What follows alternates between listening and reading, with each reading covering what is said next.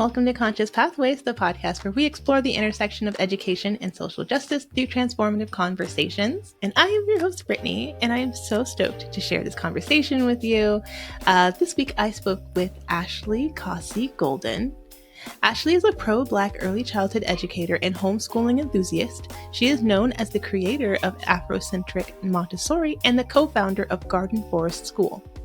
Having started her journey in teaching at age 18, Ashley recalls a pivotal moment as a freshman at Oglethorpe University, where a student influenced her decision to shift her major from theater and communications to elementary and special education. Over her 14-year career, she has navigated various learning environments, from traditional spaces such as public or charter schools, as well as progressive models like Reggio Emilia and Montessori in African-centered educational settings. The work Ashley engages in with Afrocentric Montessori and Gather is deeply rooted in passion and commitment. Serving as a labor of love and an educational haven for her two children, it is designed to ensure their Blackness is celebrated and their spirits remain intact. My conversation with Ashley did just that. It felt so incredibly affirming and just heartwarming to really speak with her about her background and really just how our backgrounds as Black women really intersected, and really talking about what that looks like and why it's so important to affirm, our cultures and affirm, children's cultures in the classroom, and what that can look like and what that can do. It was just really an amazing conversation that I'm so excited to share with you. So let's hop into it. Hi, and welcome to Conscious Pathways. Today I'm joined by Ashley. I'm so honored to have you on with me.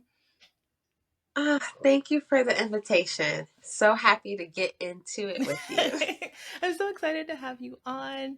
I know I follow your Instagram, and I just love the content that you're creating, especially around Montessori and specifically around Afrocentric Montessori. So I know we're going to dive in that and just really talk about it, because I think that's super fascinating. I also have a background in early childhood, but I did more Reggio. So I haven't actually had a lot of personal experience with Montessori, but I have a lot of respect for the Montessori practice. So I'm excited to hear more about it. Oh, yes. And actually, I started into the education in the Reggio space. Oh, wow. So that is also a beautiful philosophy that is liberating to the children. And of course, we're centering in Black children. So liberating to all children, but really good for Black kids to explore. Snaps on that.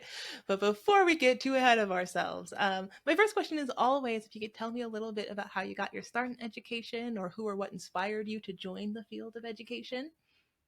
Yes. So I made my way to education through volunteering. So originally, I was a communication and theater major in undergrad, and I was volunteering at a charter school. Just because I always did volunteering all the way through middle school, high school, and so I continued that path in college for my undergrad. And it was, I don't know what it was, to be honest. Like, I just enjoy being around children. I enjoyed volunteering. I saw how the teachers were overwhelmed. In the sense of just, there was a lot of kids. There was a lot of things to do because I was volunteering at a charter school, but still traditional style education. And I saw children really falling in between the cracks, just simply because the teacher had 20 plus other kids to make sure they were clicking on the right button. They were walking in a line. And the young of me, was like, oh, there's a right and a wrong way to teach, right? Oh, she should be centering all her students. She should be personalizing. She should, baby.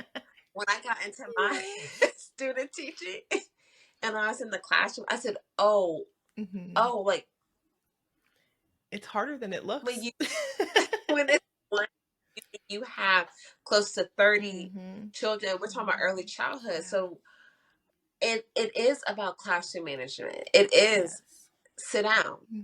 And I need you to sit down before I can move to the next one. No, I would love to hear your story you told me for the 15th time, but I need you to sit down. Yeah.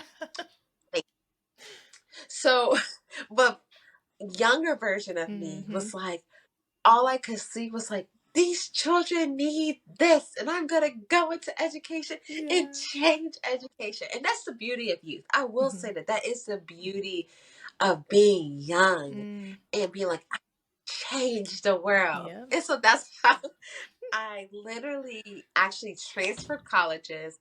I was like, I want to be a teacher. And so the college I was at did not have an education major or education minor. So I'm like, I transferred colleges. I ended up going to Winthrop University and to their College of Education.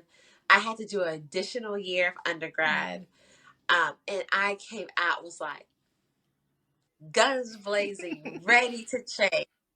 And I learned so much about education by actually doing education.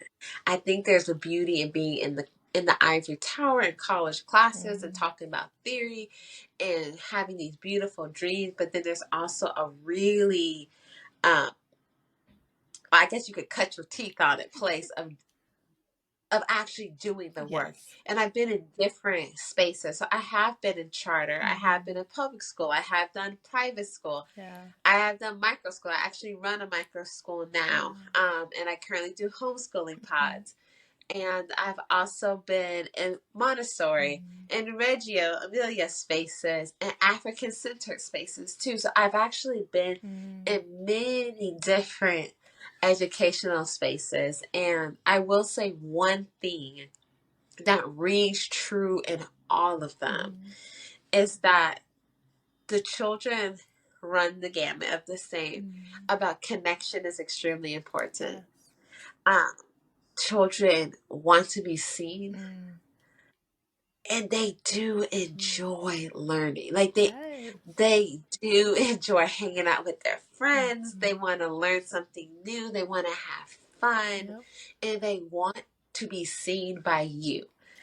And it doesn't matter if you have 6 kids in a nice little pod that I have in my home or when I was teaching with 28 kids. Each child wants to be seen by you. That was a long way around of how I got started in education. And I love that. And sometimes it is just like this innate calling that's just like, you know what, this just feels right. I'm gonna do this and to see what happens. And I love that you got to experiment with a bunch of different, philosophies and charters and public and really get a feel of what type of education works best for you. I was talking to my other guest, Amanda. She was kind of saying that same thing where it's like, sometimes you're working in a space and it just doesn't align with the way that you want to teach. Oh, Yes, I've been there too. And it's just like, this doesn't feel, I've been in like spaces where it's very academically rigid. And I was like, this doesn't seem right. This isn't aligning with my soul. Like, I don't feel like this is developmentally appropriate. I don't feel like our practices are all right. And that if it's not feeling in alignment with you and your soul, like it's okay. There's probably just a different philosophy that'll work best for you. yes, and I have been in a situation with that, and I did not last long in that school. Same. I was gone by after Christmas break, so I didn't last very long. But I will say, being in situations or education spaces that are not aligned to how you flow or how you see education was also extremely eye-opening for me, because I did come more progressive education, liberal way of thinking, and this was very much more traditionalized, very academic, like rigor. But what made me, why I needed to be there and see that was how the parents trusted the system. So I could say whatever I want, but when we think about parents who love their children, just like I love my children, and I could say that majority of people love their kids and they want what's best for their kids. When I saw parents trusted the system and they really did love the school, I said, well, who am I? This doesn't align to me, but it aligns to a lot of other children and their parents, and it works for them. And so that made me really change how I speak about education, especially educational philosophies that I wouldn't teach out or I wouldn't send my children to. but I don't have anything negative to say about it. And before I was like, you Yeah. know, Yeah. Been there. Or those early teaching days where you're just like, I know best and I girl. know everything. And then you get very quickly humbled. Been there. I feel that. Yeah. um, but so you mentioned that you've done micro schools and you're currently running micro schools, and I know that there's been a lot of information coming out in the news about micro schools. Especially here in California, it's been a lot of talk of the town. We're talking a lot about micro schools lately. Do you want to kind of explain a little bit more about like what are micro schools and like kind of what their purpose is? Yes. And I'll talk from more Mhm. of, I guess, my lived Yes. experience of like the micro school. Mhm. So I co-founded a micro school with Shelby Stone Still, and it's called Gather Forest School. And our micro school is literally like a small school that is ran by, Shelby and I are certified teachers, but there are individuals, you do not have to be a certified teacher to run a micro school. But what's beautiful about it, we have small class sizes. Yes. So it's really like 6 to 7 students Wow. to an educator. You have a nice relationship with parents because we are, yes, I'm the lead teacher, but I'm also doing curriculum. I'm also like co-principal. Yeah. I'm also doing the books of the school. So it is a lot of blending where when I was a teacher, all I was doing was teaching. I didn't have to worry about a mission. Yeah. I didn't have to do bookkeeping. But in a micro school setting, unless you hire folks to fill those roles, but typically it is like you're wearing many hats. But I will say what's so great about that um, is that you really become immersed within the process of education. Like, I really think micro schools is a way to reimagine education because you are going from a position where you were extremely siloed because teachers are, I will say, when I was in the classroom in a traditional sense, it is very siloing. Like I had my students, I had my co-teacher, and that was it. I taught my class. Yep. In a micro school, we have students. I bring my children with me. So my youngest one is turning 1, and we have children all the way to 10. So imagine a 1-year-old all the way to a 10-year-old. So we do have mixed ages, and it just widens. Like I went from this to more of a this way. I'm trying to expand. Yeah. In terms of how I'm moving and seeing education, and children are bringing their full selves, because now even though I'm teaching all the subjects in early childhood, that's not new to us to do a diverse array of subjects. But it's almost hard to explain till you do it. Like it is such a it's work, but it's fulfilling work, especially if you love your profession. Yes. If you love education, you will find it extremely fulfilling to run a micro school. And I also will say that the pay is extremely better. Okay. Than working in the school system. I love to hear that. We all know, as educators, we don't get paid amazing. So. Oh, in early childhood, it's I know that's a whole conversation for another day, but it is, especially when they're requiring for some in traditional school spaces for early childhood educators to have a master's. Yes. Yeah. It's like, how will you ever get your money back? Yeah. Right.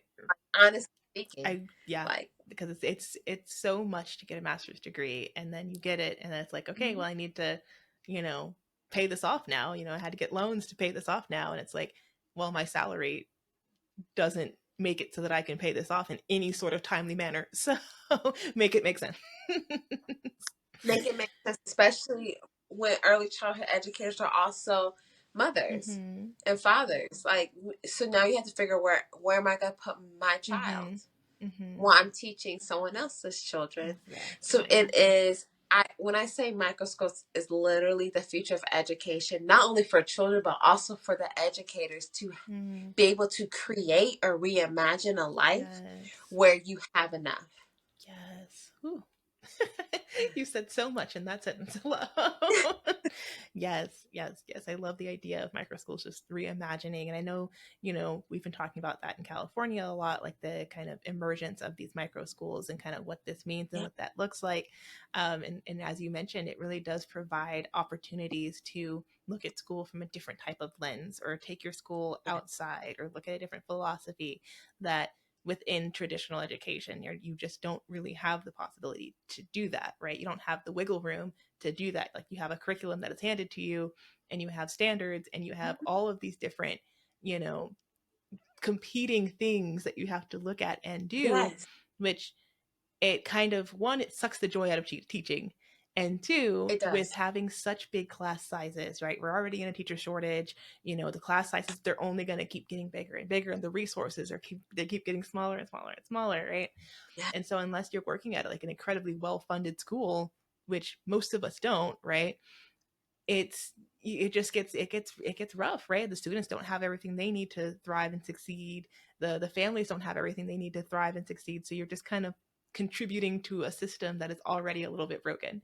um, and that can be really disheartening, and that can be, really just morally hard to work through and to do, right? I think that's why we do see so many educators leaving the field. It's Yes. it's this disheartening kind of feeling. It's despair, right? Like, you just kind of get in a state of despair, and it's so hard to imagine what life would look like outside of that. But as you kind of also alluded to, like, in the beginning, when we go to school to learn education and we get super excited about it, especially early childhood, and we get excited, we're thrilled, we have all these beautiful ideas and how we're going to Oh, get that's in right. that and how we're going to work in it. And it just so quickly, you get just disillusioned.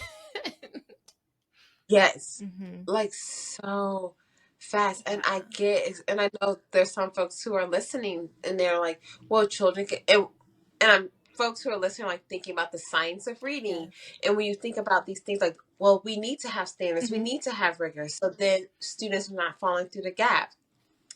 And this is definitely like a yes and conversation, Yes. because like I like to remind people, even with the science of reading, oral language is extremely important. Mm-hmm. Oral language can't come through songs, Mm-hmm. telling stories. We can do letter sound, but Yes. it can also still be culturally relevant. Yes. And what's these things are not happening in the Mm-hmm. classroom when you're under pressure, when I got to give you worksheets and I have to do centers and I Mm. have, like, it just doesn't work. Yes. Like, the amount of creative energy you need to sit and tell a story, like, think about the calming energy of that, to tell a Yeah. story, to have an emergent curriculum where it is coming from where you see students are engaging in. Mm-hmm.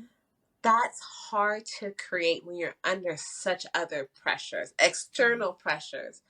And you do need to be in a space where leadership, because this is a top down, Mm-hmm. where leadership can see and be like, oh, I see where you're going with that. Yes. And it might take a little bit more time to get students engaged, to have quote unquote Mm-hmm. testing scores.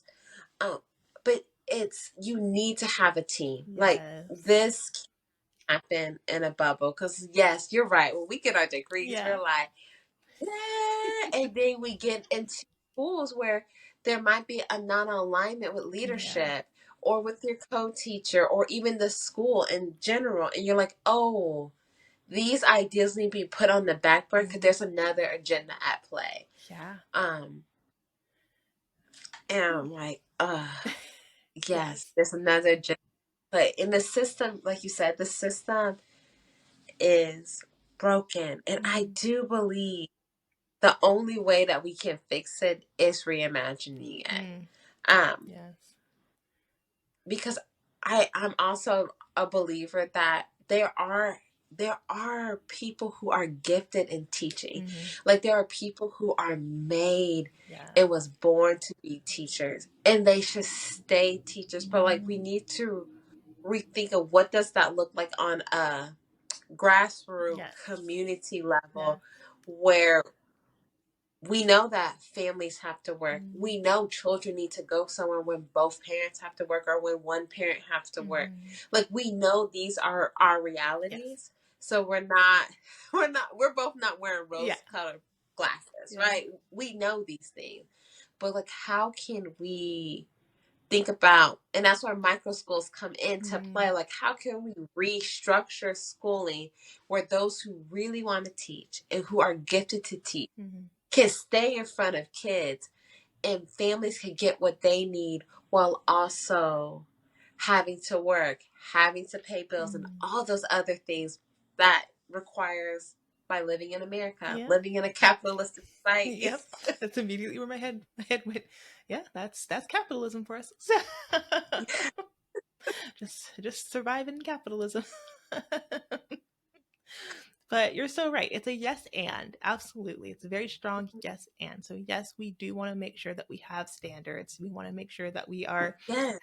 we are providing high quality education Yes. for the students, for all students, because that's what they need and deserve, right? And so we know the great benefits of high quality care.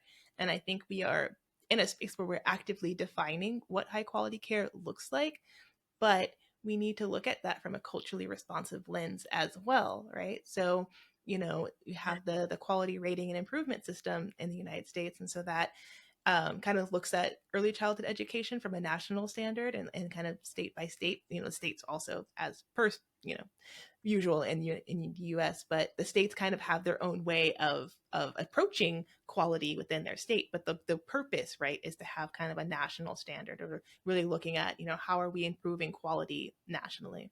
And so a lot of that means that we're looking at, you know, things that are very like kind of data driven, which is important. We do need data to kind of help Yeah. influence, Agreed.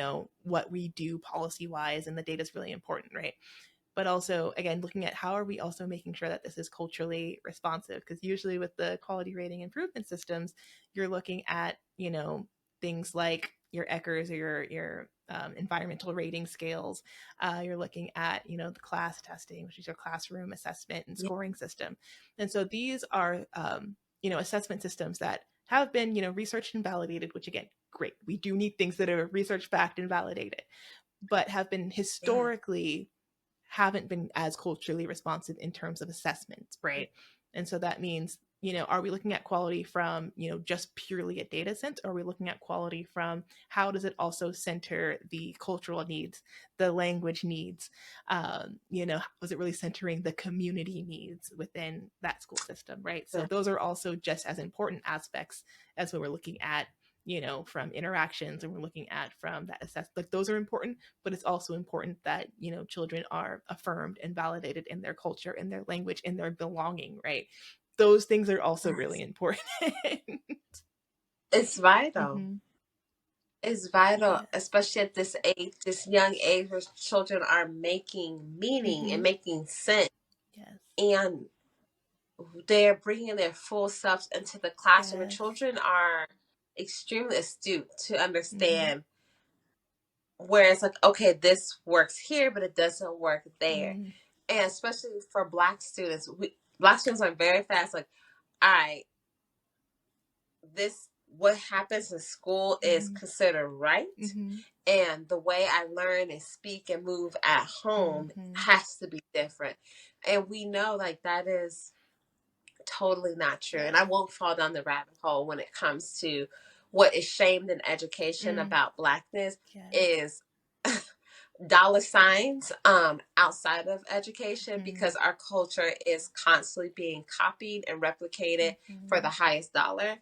But within classroom or education space it is deemed Mm. to be incorrect. Yep. So we do need a way of validating these experience of children of the global majority, Yes. because outside of the classroom, Mm-hmm. folks are buying it up. Folks are bottling it up Yeah. and paying top dollar for the same cultures that we are getting scrubbed out of the classroom for. Exactly. So Exactly. Like, you know what? Let's just open that can of worms. Let's let the worms free now, because that is so true. You know, a lot of Black culture has been, you know, commodified outside of the culture, right? So, you know, you're looking at the BBLs and you're looking at, you know, the long nails and the hair and all the different things that have kind of been appropriated from Black culture, and now is in the space where it's getting monetized and people are gaining money from it. And so now it's, you know, looked and deemed as this like, you know, positive, like new thing that just came out, when, you know, Black people have been doing it for decades, right? Yeah. And been shamed for it, been shamed for the It- way that we talked, been shamed for the way that our hair grows out of our head, been shamed for the way that we dress, the neighborhoods that we come from, the food that we eat, right? And so, you know, and that happens as a part in the classroom. It happens, you know, as part of our society, right? So, you know, it's ingrained into the our society in terms of how we, our ideologies, so how we see people, how we, you know, interact with people, and then it goes, you know, into our institutions, and then it goes into like how we're interacting with people, right? And so there's all these different like lenses and filters that basically it's going through, like oppression essentially is kind of filtering its way through. And, you know, part of that is through education. And so what do we deem as kind of appropriate or inappropriate, especially when it comes to language? That's a really, really big one. How, you know, yeah. just immediately being shamed for your language, where we know and we've seen studies, we've seen the data, and we've seen like the positive impact when we actually affirm people and Yeah. their manner of speech, and just kind of understanding that that's a part of culture, right? So we could still teach, you know, English and language and literacy, but we can also do that in a way that still affirms people's culture and doesn't shame their culture, doesn't shame where they come from. Because I don't know about you, but I've never really learned anything positive through shame. So, No, it almost becomes a, because I learned how to code switch at a oh yeah. very young age. I think most children from the global majority learn that real Mm-hmm. quick. Unless you end up not caring. But I did have parents who were extremely strict about grades, Mm-hmm. about how one carries oneself. Mm-hmm. So I had to learn very quick the way that I operate at home or with my friends was something that does not belong in Mm-hmm. academic and educational spaces. Yeah. And unfortunately, our children have to learn that quick Mm-hmm. if they want to be seen as individuals, to get recommended for the internships, for the Mm-hmm. scholarship, for colleges. Like it, unfortunately, it, because of how the society we have set up, those things matter. Yeah. Yeah. Because when you, and then there's have been studies, and I've also been in many conversations when these things come Mm-hmm. up. It was like, oh, I didn't even see race, or I didn't even see color. I just felt really comfortable with Mm. XYZ, and notice XYZ is white. Yeah. You felt more comfortable with the individuals who align to your likes, Mm. who look like you. And I had to learn at a very young age to be even considered for things. I also had to assimilate Mm. to the dominant Yep. culture. So when you were thinking about things, you would say like, oh, you would consider Ashley in that. Mm.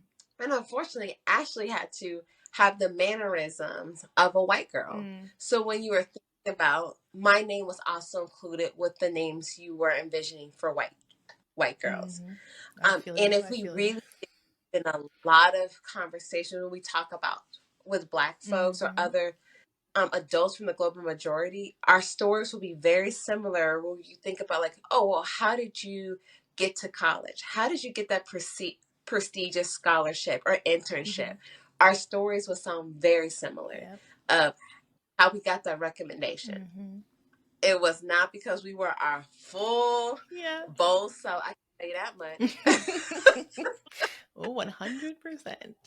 And, you know, I feel you. Growing up, I also have, you know, very, I've been told this very white sounding name. I've heard this from teachers, I've heard this from Yeah, peers, or they're like, oh, you talk like a white girl. And it's like, okay. sounds good. Like, come on now. Um, and so constantly having these things, one, you know, trained out of you is like, if you want to be successful, then you have to pretty much leave all of like the quote unquote dirty parts of your culture behind so that you can assimilate and then you can be successful. And the negative impact on that is that, you know, I always say this in my trainings, but like I will never not be a Black woman. Like, you know, I'm not going to wake up one day and just not have this brown skin. It will very likely be brown skin, right? And so I carry that with me everywhere I go. I don't just shed that off and then just, you know, walk through the world however I feel like. Like that's not the case. You know, I'm always going to be looked at and perceived as a Black woman because that is what I am and that's what I look like, right?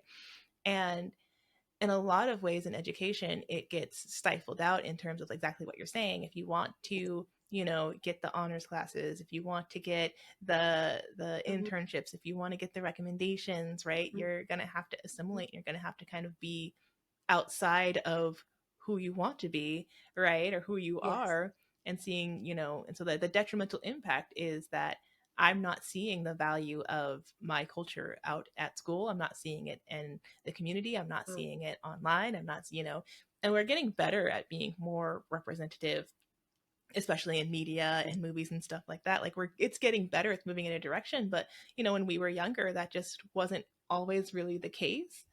And it does have a negative impact. And it took me going to college, and I went to a primarily Hispanic serving institution. And that's where I had professors that looked like me. That's where I had, Yeah. you know, I looked around and everyone They, else in the classroom, like, we're all brown people. And the conversations that we had was just different because we could all show up as ourselves and have these deeper conversations, and we weren't kind of tiptoeing around different topics because it was like, no, let's talk about oppression right here, right now. Like, what does that look like? And we're all yeah. sharing our experiences. And it wasn't until that moment that I started to really like break down a lot of that internalized stuff that Yes. you learn, you know, all throughout your formative years of life, right? You learn all of these things about your culture and, you know, what's okay and what's not okay. And even in invisibility speaks volumes, right? um, you know, so we learn a lot by what's visible, and especially as children, we learn a lot by who's not visible, who's not in the room, whose voices aren't being heard. You know, especially in our Yeah. books, our toys, our resources, like we learn a lot by who's not there, right? Yeah. Oh God, but yeah. Yeah. Yes, like I had to do the same journey as an adult. Mm-hmm. I actually had to take a whole entire break from whiteness Mm-hmm. because it was such a traumatic experience for me where I just like literally had my fill and I had to go into all white, all black spaces to heal. And that was actually the first time I was in an all black space. I was 23, Mm-hmm. 23 or just turned 24.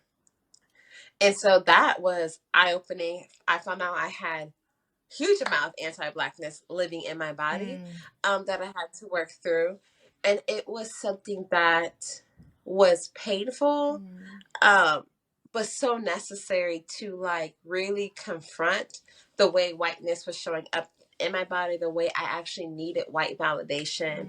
Like to the upteenth degree. Like I actually needed someone white to tell me that I was doing a good job teaching, Mm-hmm. or to check my work and say like, "Oh, you're such a strong because educator." Because Mm-hmm. mind you, I've been getting that feedback since I started preschool. Mm-hmm.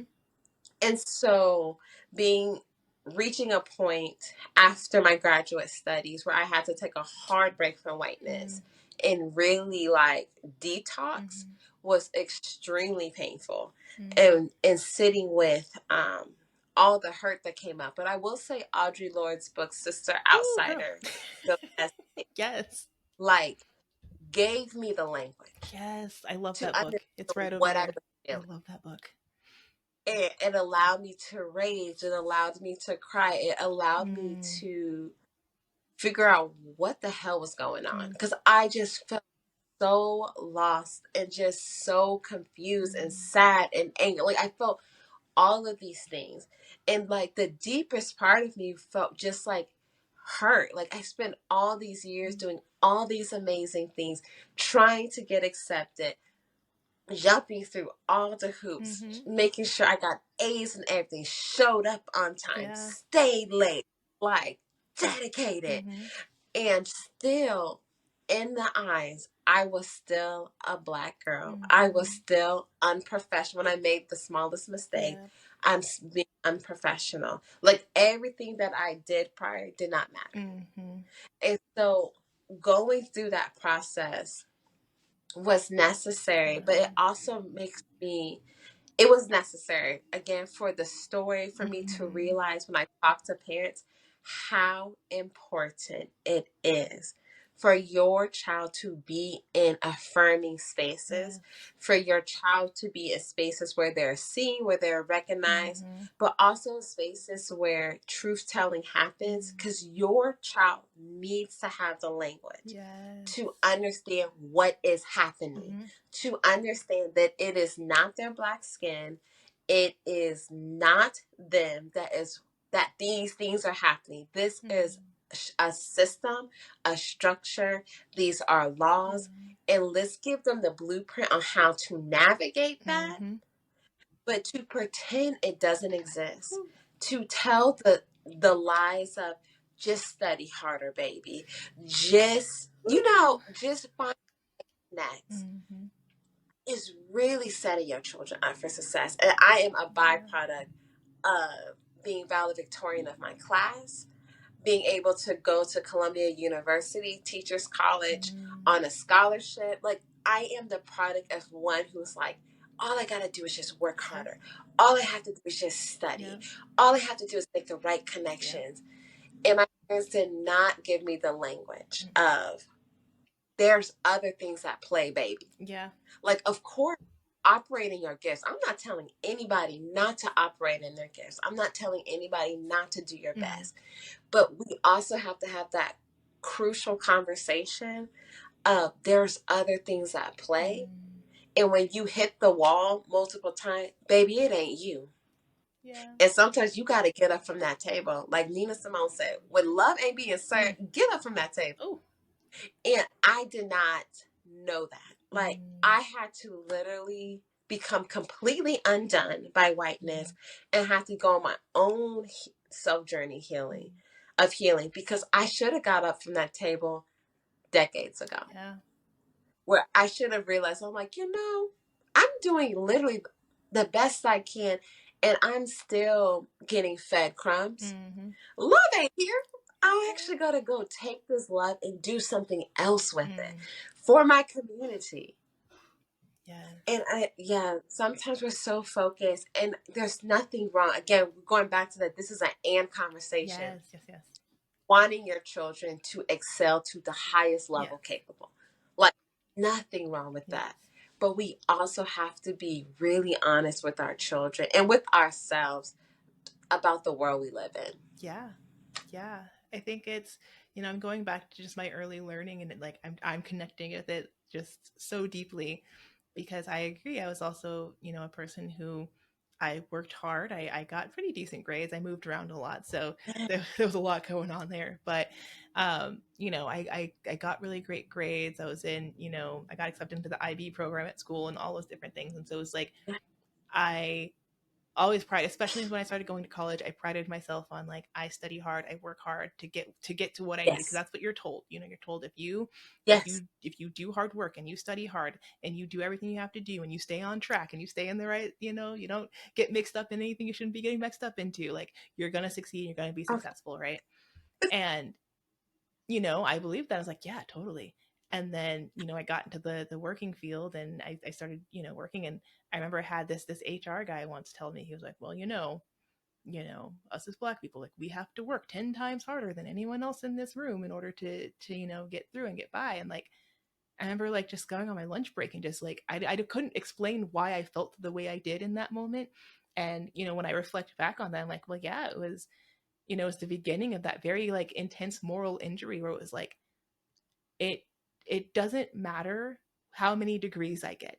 It doesn't matter No. how many letters I get after my name. It doesn't matter that I show up to work on time, before, the before I'm supposed to be there every day. It doesn't matter doesn't matter if I go above and beyond.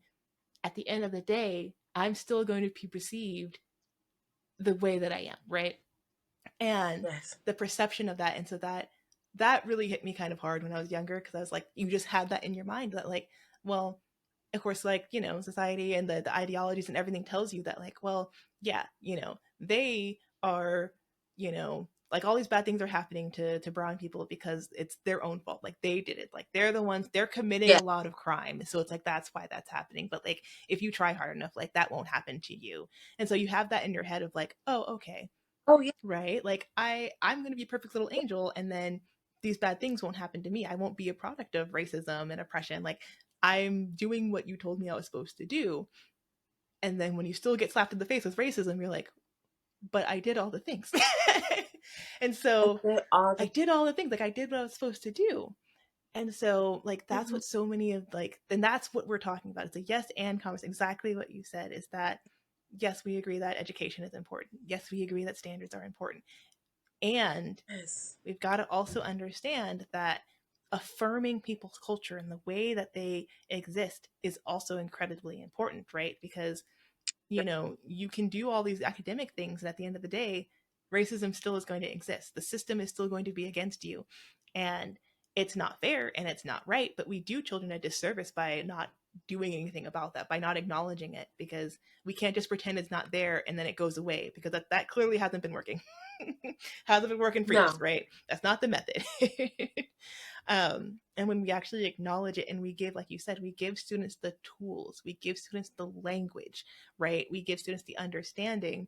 And I get a lot of questions, about, you know, oh, well, we have a mostly, white school, so we don't need to really focus on culturally responsive, sustaining, relevant pedagogy because they're all white kids, right? Like we only need to do that for the brown kids. And it's like, well, no, who do you Mm. think is going to go on and keep perpetuating these things, right? It's important that we all are understand. That's why it's so important. Critical race All- theory, like it's important that we know the history, we know the language, we know what's happening and how we got here and why we're here, so that we can build a future that is the way that we imagine it to be.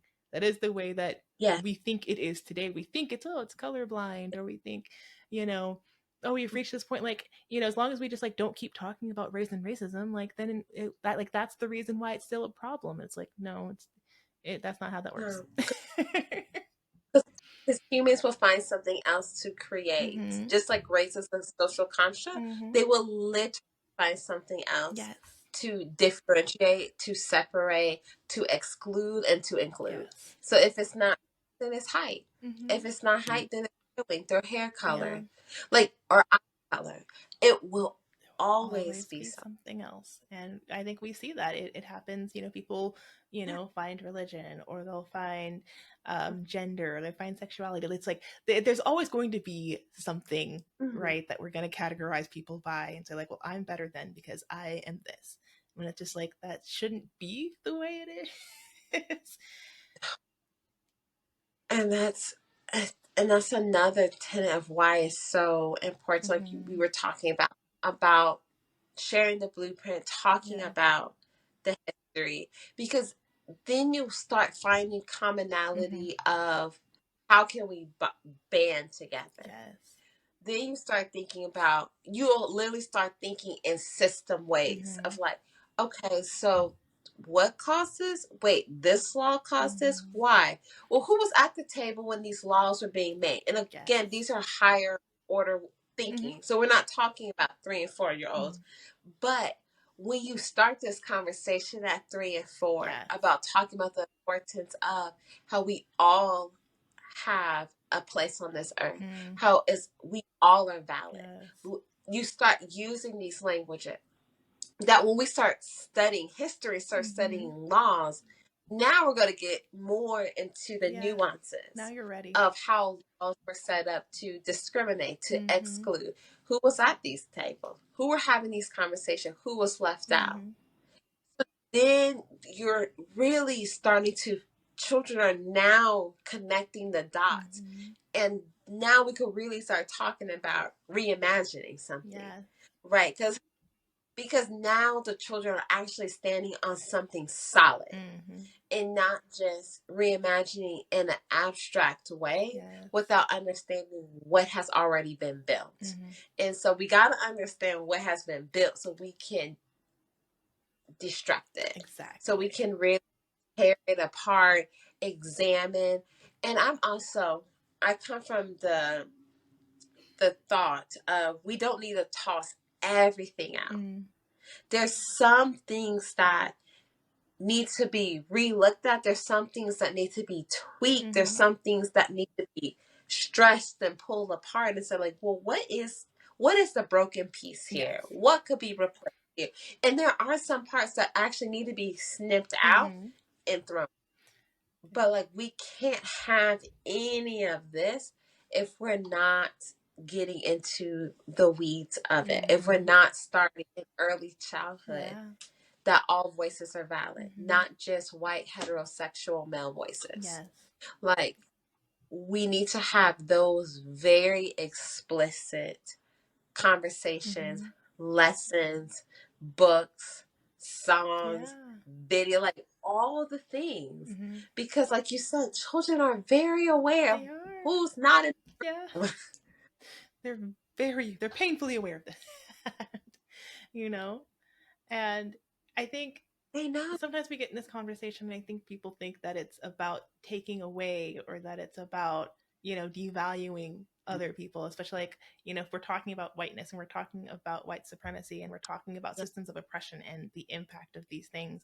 I think sometimes the mind goes automatically to, well, that means you're trying to take white people out of schools, or you're trying to make white people feel bad about, racism and put all the blame. And it's just like, actually, like, if you're listening to the core of what it is, it's about elevating all the voices. It's about ensuring that everyone has a voice at the table, not just one person, right? That everyone is valued and important. And that includes white people as well. It's not saying that we don't want white people to exist. It's saying that we want to evaluate these systems that primarily are benefiting one group while other people are being actively oppressed by it. And it's about making sure that, the goal of, restorative justice and social justice really is to make sure that people are treated with dignity, that their humanity is respected, right? That they are valued, that they are affirmed, that applies to everybody, not just one body, to everybody. That is the ultimate goal. We want everybody to feel affirmed, everybody to feel like they are valued, that they have something that they can add to our society and our world, right? We need everybody. We need everybody. And if you are hearing this and all you hear is that white people should be punished, or or white people should feel bad or guilty, that is projection. That is something that's that inner work. That's the inner work that no one can do for you.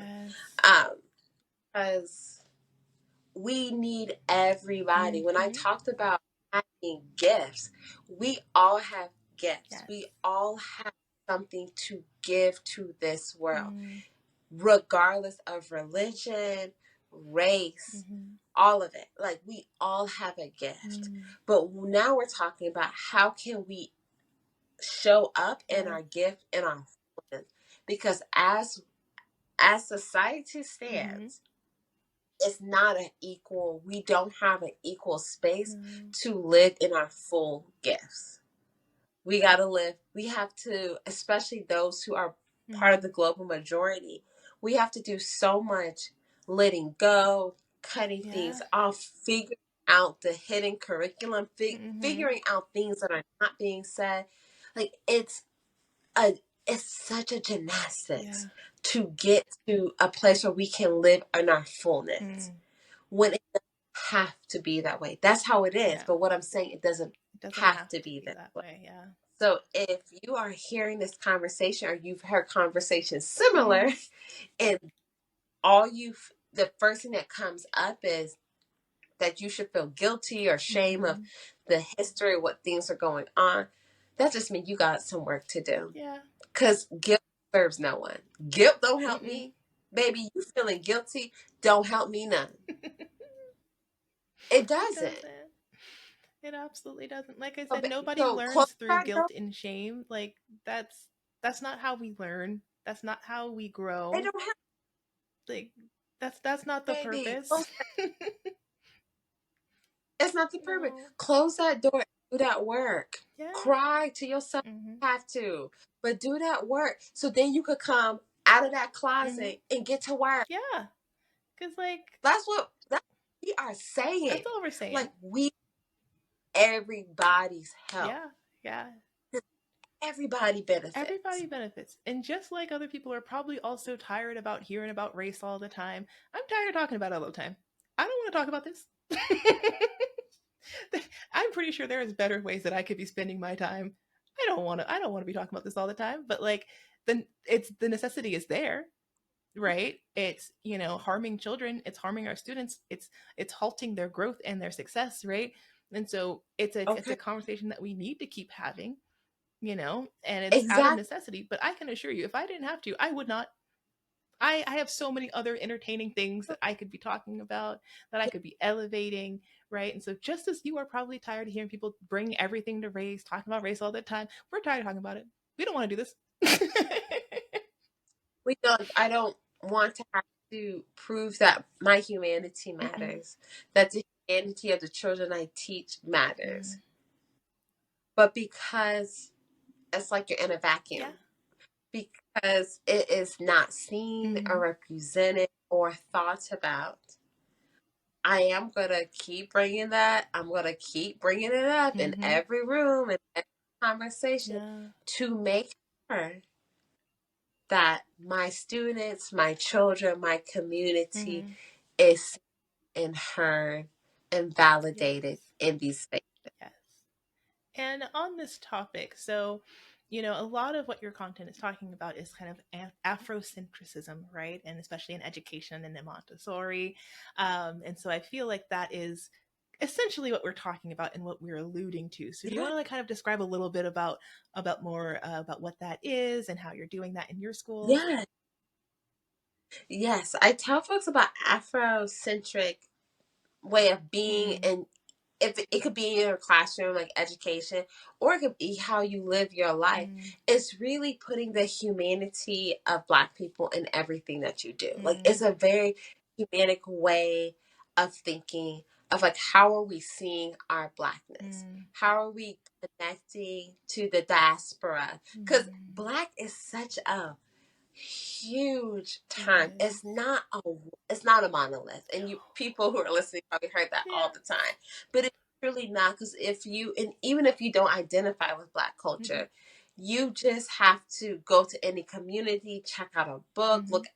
look at the documentary. You can see Blackness is not a monolith, Mm, and it's so expansive. mm, So when I think about what I'm creating, especially in the Montessori context of materials or things that I'm creating for the Forest School, Gather Forest mm, School, I'm always thinking about what are the different ways that Blackness can show up, mm, whether it's in food, whether we're talking about nature and we're thinking about the ancestors mm, who literally paved the way for many of the studies we have in the sciences.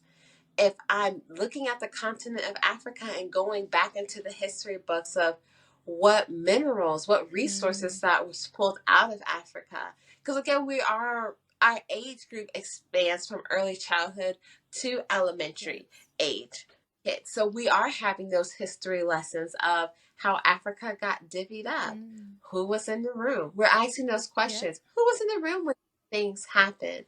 And again, it's not to bring shame, Mm-mm. is not to create the rhetoric of white people are bad or Mm. white people did this, but it's really getting our kids' brains to think about, let's create something different. Yes. These are what happened in the past. Mm-hmm. And that's why I talk about why Afrocentric education is so important, Mm. because we're having the conversations of literally what happened in the past, not Mm. that whitewash history, what happened in the past. And it's hard things, but it's also beautiful Mm. things that our people did. Yes. I always tell folks, Black folks are truly alchemists. If you are Black, you are an alchemist. The Mm. way you're able to take literally scraps, Mm. things Yeah. that were thrown, Mm-hmm. what other folks would call trash, how you birth babies, raised Mm-hmm. babies, creative invention, built a nation Mm. off of scraps, Yeah. off of being in pain. And I get very emotional when I talk about Mm-hmm. this, because I feel like for Black folks, we are forgetting our truth. Mm. And sometimes we get caught up in all the hard things and wrong things that happen. Those are truth. but also our beauty and our strength. Those are also true things. And so when we come from an Afrocentric perspective, we're bringing both things into the room. And we're having this conversation with the hopes that our children are creating and thinking about worlds to pave a way forward, to pave a true reality, a truer, a newer, a fuller truth in reality. For, of course, we center Blackness for Black folk, but when I say it's truly for everybody, I mean it, because we need everybody Yes. in this future. Yes, yes. And I love the way that you really broke that down, especially on kind of what Afrocentric is, and talking about the history and talking about how far we've come, because there is so much joy and so much resilience in the things that we do, and it's important that we acknowledge that and we look at that. So yes, there Yeah, was trauma, yes there was hardship, yes there was forced movement from the continent to other places. So yes, all these things happened, right? But all these beautiful things have come from it, and there's so much strength and resilience in all these different things, right? And bringing in our the Blackness and the culture into just the curriculum and asking those questions, because a lot of people will say, how can we have conversations about social justice, and how can we have conversations about oppression with young children? Like, that's just going to scare them, or that's just gonna it's just gonna scar them. But it's like, no, actually, obviously, we're not talking about talking to them about graphic, horrific things to them at that really young age. But what we're doing is we're setting the stage for asking some questions. We're setting the stage for thinking about things in a different way, processing things in a different way, right? So maybe, obviously our 3-year-olds might not have a great grasp on what the word oppression means, right? But they do know about fairness. They do know what's fair and what's yeah, not fair. And they will tell yeah. you Oh, that. They might not know quickly. exactly what power is or what that word power means, but they have a good idea on fairness. They have a good idea on what's good and what's bad, right? So they Yeah, have these ideas and concepts in mind. We just have to kind of introduce different ways of thinking and different ways of communicating that. yes, yes, yes. Because they have the foundation. Like, they get it. Like, they get when they feel powerful, when they feel Yeah. powerless. Yes. Like, children. And again, like you said, with 3-year-olds, we're not pinning Mm-mm. white folks against black folks No. or black folks against. We're not pinning that. We are using what they feel and providing examples of, oh wow, you felt powerless at that. Why? Mm-hmm. And like having these conversations. So when the child gets older, when we talk about as a child age, now we're able to like add more language. Mm-hmm. Now we're able to bring in more examples from a historical standpoint, or examples within the child's community, and they're able to grow in their understanding. Because when we think about things that happen on a macro level, we also realize there's smaller ways to happen on a micro. Mm-hmm. So something in my personal relationship, sometimes I'm able to empathize or connect to like, oh, I kind of know how this person felt because this happened to me in this situation. Mm-hmm. That's all the inner work that you won't see on the test. Yes. That's that's the work that's not testable. That's not, Yeah. you're not going to see that on the standard, really. Mm-hmm. That's the slow work that teachers do that can't be graded. That's that's sitting down hearing children speak and be like, I'm going to actually step into this conversation Yeah. and sit and listen for a bit, Mm-hmm. and I'm going to help support this child through this Mm-hmm. conversation because there's things coming up Yes. that needs to be. And I can even go back from when I was a child. I was the only black child within my preschool. Mm. And there were things when children at 3 saying horrible things Yeah. about my black skin. I remember looking at the teacher. Mm-hmm. I remember looking for a teacher to say me, to step in, to Mm. say, that's not nice. Say something. Anything. And Yeah. when I say crickets, or when Mm-hmm. things did come up because I was crying, Mm-hmm. don't say that. That's unkind. Yeah. And I know parents are putting their kids in the best situation, but I will reiterate, Mm-hmm. examine. those spaces. Examine those Yes. spaces, because so much of that's not said is loud to the child. Yep. Because I allowed that behavior to continue till I was in my 20s, Mm-hmm. till I actually got up from the table and saying, yeah, I know this ain't right. Mm-hmm. Because when I said adults speak wild and crazy in my Yeah. face, and I just was like, I'm gonna just get the grade. I'm just gonna Mm-hmm. and keep on moving when I didn't have to. And that's the thing. Like, I can't like say it enough Mm. that we got to give our Black children the language Yes. in the blueprint so they know how to navigate. Mm. We're making strategy moves, not a feeling of like, I can't leave because of this, Yeah. where it's like, no, I'm gonna stay for this long because I'm going over here. Mm-hmm. Like, now I'm making decisions out of strategy, not because I'm scared, Mm-hmm. not because I'm afraid of retaliation, not because I don't think I'm good enough. No, baby, it's Yep. strategy. I'm here because I have something bigger over there. Mm-hmm. Like that, we need our children to start thinking and moving, and not because they're not good enough or they have imposter syndrome. Mm. Yep. Yep. I Girl, just, I could talk to you all girl, day. yes. But on that topic, how do you reimagine education? Ooh. So for me, education would definitely be taken out of the hands of the state. So I Mm. really do see education on a extremely micro community level. Mm. When I say community, like on a town level, Mm. where there are different schools based on folks' need and their ability, but almost like a co-op style. Like, Mm. families are actually stepping in to support and teach, Mm. and you do have teachers who are also opening that door so parents can know what happens in the classroom, where it's a very collaborative. Mm. I know when we bring different people into something, there is a lot more work. So for me, a reimagined education is on a personal level, community level, where we are having town meetings or community meetings about what the children are learning, and being fully aware where we are going to disagree, but that disagreement is not going to break us. Like, that's what I really wish within education on a community level, that we don't allow disagreements to break us.